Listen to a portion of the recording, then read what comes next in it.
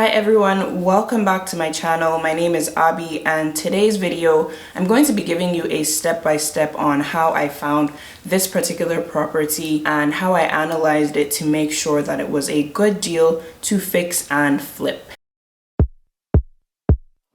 This is post renovation. It's currently on the market. So fingers crossed, in the next video I will be sharing exactly the numbers that we sold the property for and what I made in the process of flipping the property. If you're new to my channel, I share my real estate journey from my very first property, how I bought that property, DIY'd the renovation and sold the property for over $100,000 in profit. Like, share, subscribe if you like this type of content. The first thing that I did was to find the property. How I found it was I was a part of a wholesaler's mailing list, and I found the wholesaler through Facebook because I have joined multiple Facebook groups that are channeled towards finding off-market properties. So when I saw the wholesaler put out a notice that they were looking for buyers, I immediately sent them my email address and joined their mailing list. So I got the email from them saying that they had a property in Hamilton for sale,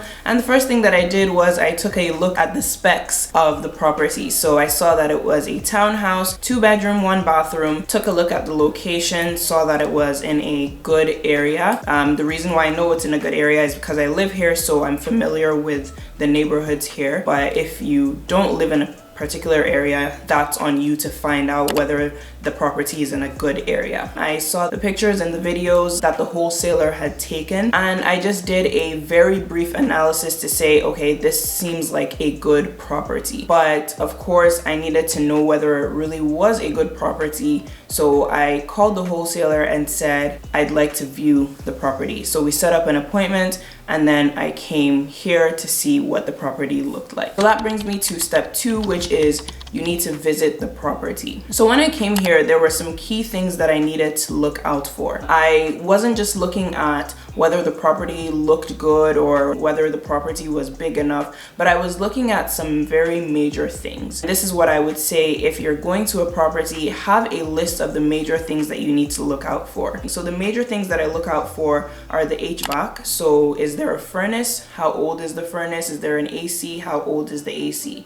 In this case, there was no furnace, no AC. So that meant that I would need to, whether it was install an AC or a furnace, I needed to figure out what that HVAC system would look like in my renovations. I was also then looking at the electrical panel to see what the current electrical situation was like. And in this case, the electrical panel was 200 amp, which meant that it was a good panel. The next thing that I was looking for was the age of the windows. If the windows are older, it may mean that the windows need to be changed, and here windows are very expensive. So when I saw that the windows were 2015, these are newer windows, it's less likely that I will have to change them. And then I also looked at the age of the roof. I couldn't see what the age of the roof was, but I asked the seller what the age of the roof was or when last he changed the roof, and just took it with a grain of salt that he was telling me the truth. Sometimes you can actually see that the roof is really old, and in those cases you just assume that you're going to have to replace the roof in order to make it a good sell. But in this case, the roof was decently new, so I knew that I wouldn't have to change it. That's it for the major systems. Then I also looked to see what else needed to be done. So when I walked into this property, the very first thing that I noticed was it was very dark. There was almost no lighting in the living room. So that told me that I would need to add lighting. So I would need to add a lot of pot lights to really brighten up the space. The second thing that I noticed was that the floors were all mismatched, which signaled to me that I would need to change all the flooring and all the trim as well. I noticed that there was carpet on the stairs, so that also meant that I would need to rip that out and put some new flooring on it because carpet is a bit outdated. Another thing that I noticed was that there was a lot of wallpaper all around the house, so that told me that I would need to take out the wallpaper and possibly do some patching after the wallpaper was removed, and then new paint throughout the house. I saw the kitchen, and the kitchen cupboards look good to me. The appliances were older, so that just kind of told me that I could keep the cupboards and keep the cabinets, but I would have to change the appliances, and then the the countertop was laminate, so I would have to change that to something stone. Another thing that I noted was that the bathroom was very ugly. It was DIY. No shade against DIY, I DIY myself, but the tile work was not good at all. There was mismatched tile. The ceiling was very odd, shiny, peel and stick tile. So it just told me that I would need to completely gut the bathroom and modernize it. As I was going through the house, I was making a list of all these things that I was noting because that would help me in estimating. So those were the things that I noted. I also noted some good things about the property, like the trim work in the ceiling was really nice. That was a detail that I wanted to keep. The layout generally too was very nice, so there was nothing structural that I would have to move or change to make the layout better. The property was small, but it was also nice. I also saw the outside, and the curb appeal was fantastic. It's a cedar panel house, so it looked different from all the other houses around it, and it was just something that I knew I wouldn't have to touch, so that would make my renovation costs cheaper. After noting all of these things, I also took pictures and videos of the house so that when I left the property, I could always go back and see and revisit in case there was something that I missed, or that would also help me when I was getting quotes from contractors to say, okay, this is actually what the property looked like. Because it was an off-market property, I didn't have the luxury of being able to come and see the property multiple times before I put an offer. And then I also took measurements of it because I would need those measurements when I was doing my quoting for materials. That brings me to point number 3, which is estimating the cost of the renovation. I divide the cost of the renovations into the material costs and the labor costs. So for material costs, the first thing that I do is to determine the level of finishing that I want to achieve in the property. So for this particular neighborhood, it's a nice neighborhood. It's not the top neighborhood, but it's a nice neighborhood.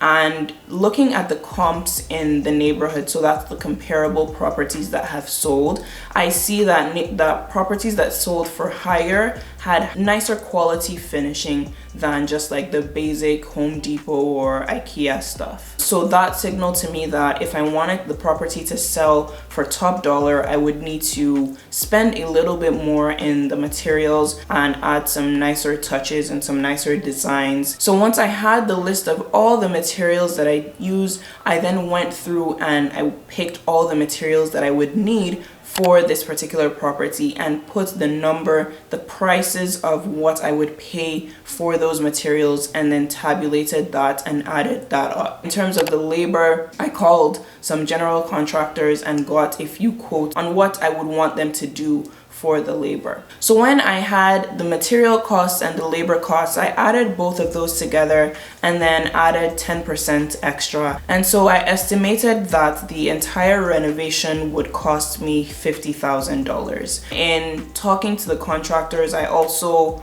spoke about the timelines, and I figured from talking to them that the entire renovation should take about 2 to 3 months. But of course, with contractors, I always overestimate. So I estimated that the renovations would take 4 months total from the beginning to the end of the project. In this case, it actually ended up taking us just 2 months, which is good, but it's always good to overestimate the amount of time and the amount of money that you think you will spend, because once you start doing construction, once you start opening up walls, you just never know what you will find, and you never know what you will have to do extra.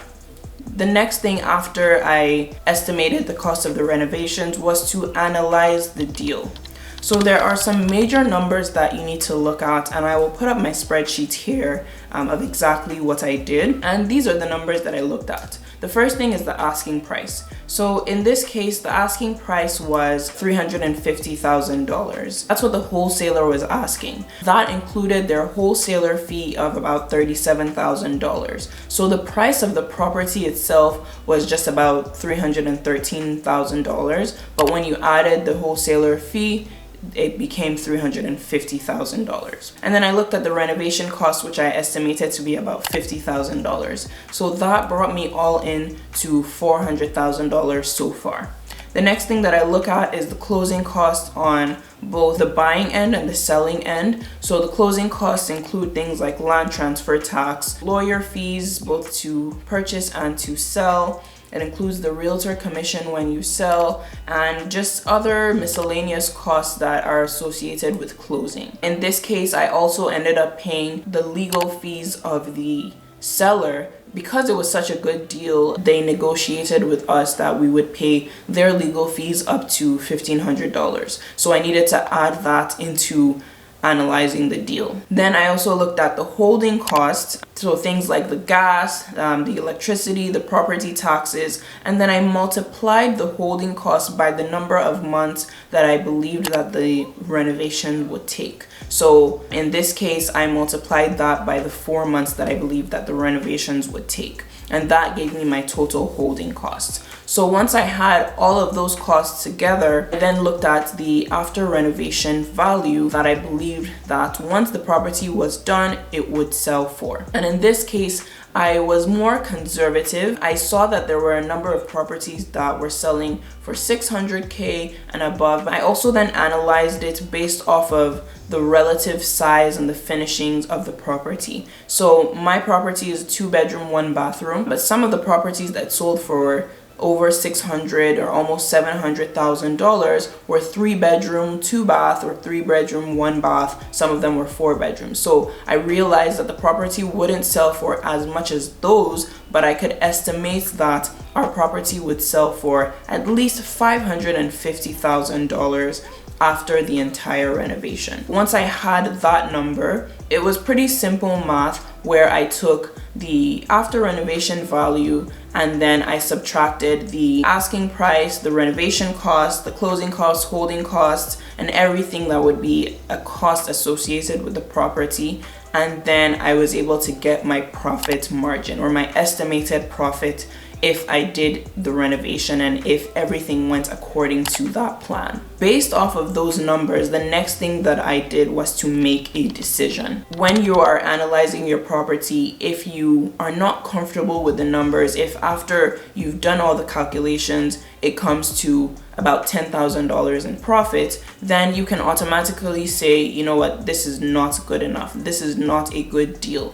And the reason why you can say that is because if anything happens, you remember you're always looking out for contingencies, but if anything happens, then you know that that $10,000 can easily be wiped out. But in this case, this seemed like a healthy profit margin, and I was able to say, okay, this is a good deal to fix and flip. I put in my offer at asking.